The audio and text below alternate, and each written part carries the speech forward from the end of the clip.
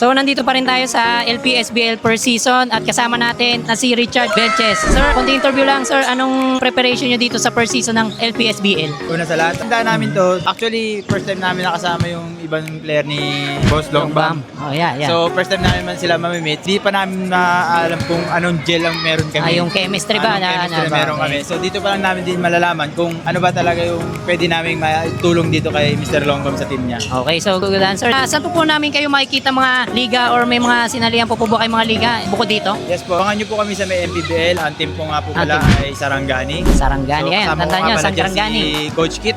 Kasama ko Coach dyan. Kit Jimenez, yan. Yung mga iba rin po dito nakasama ko sa Mavs is nasa Marikina team.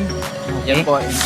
So, pangatlo sir, question po namin, ano po yung may papayo nyo sa mga young players natin na nag-a-aspire na umangat din ng karir na katulad nyo? Para sa akin, ang mabibigay ko lang na payo ay lagi kayo magtiwala sa inyong sarili dahil at tulungan nyo yung sarili nyo dahil walang ibang tutulong sa inyo kundi ang inyong sarili lamang. At always grind ng lagi makinig sa mga matatanda o sa nakakataas at kapag nangyari nasa loob na kayo ng course, sino yung talagang nandyan na coach or matanda na nagtuturo sa'yo, pakinggan nyo lang at dahil alam nila yung tama at alam nila yung mali. Huwag na tayong lalaki yung ulo agad. So, yun ang pinakamahalaga. So, last desserts, pa-shoutout lang po natin yung aming brand, yung Cortis brand, jersey brand. Shoutout sa Cortis brand and Jersey brand. Salamat sa suporta nyo dito sa paligang to. At sana magtuloy-tuloy pa at sana marami kayong matulungan. So, again, this is Richard. At syempre sana Belches, magkaroon ako ng t-shirt na ganyan. Ayan. No problem. No problem. So, yun.